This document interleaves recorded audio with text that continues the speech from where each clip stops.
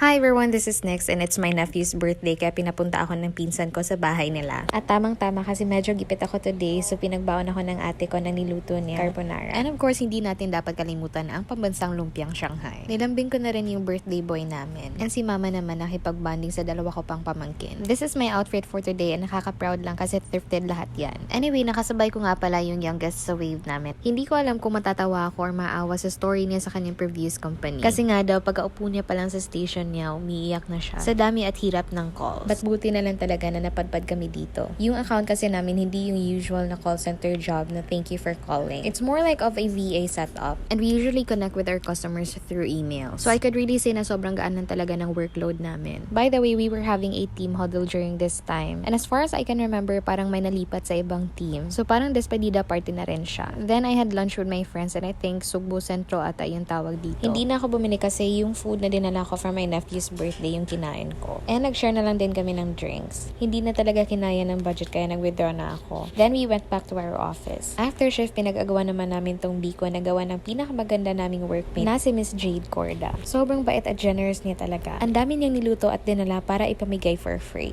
And I was also able to get some. Nag-retouch na kami ng very light. Kasi sasamahan pa namin yung friend namin na si Ligaya para i-purchase yung gift card na napanalunan niya nung year-end party. And since malapit lang naman yung SM, nag-taxi na lang kami.